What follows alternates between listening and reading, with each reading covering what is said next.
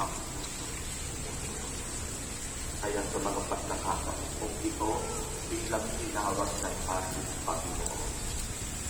Tayo po ay kanyang pinapapanan at ang pagpapapanan sa ating ng aming Panginoon ay may kasamang sakripisyo.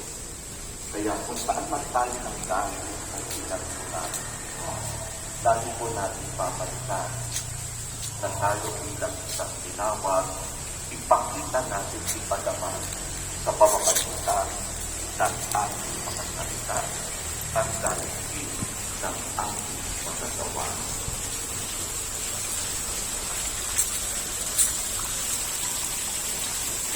Para po sa mga maghahandog ng sobre, pakihulog na lang.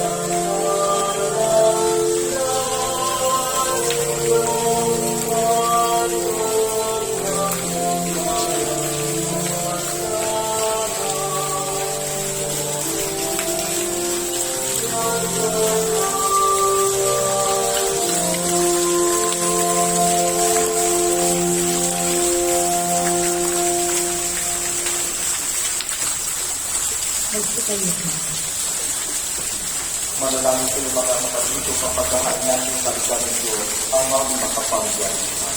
Kung ba ginawa ng Panginoon ang paghahandog sa iyong mga kamay, sa kapuliyang niya karangalan sa ating kapakinabangan at sa buong sandalan ng mundo.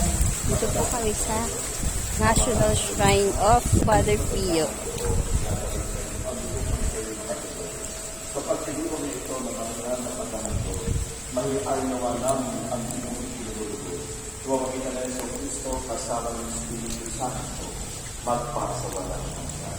Amen. Sumahin niyo ang Panginoon At sumayin taas ng Diyos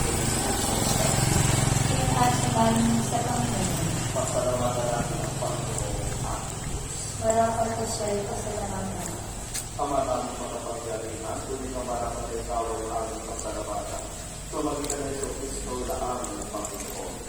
Sa aming pusang pagtitiis ng hirap, tinutulungan mong aming itumpa ang karamihan pagsalunan sa panananog ng iyong inhatas sa aming pagtulad sa anak ng mahal sa pagpapakasakin para sa tanan.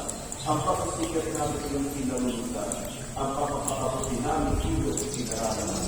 Kaya kaysa ng mga anghel na nagsisialat ng papuri sa iyo na walang humpay sa kanila, kami nagpupuni sa iyo pag-ilaran.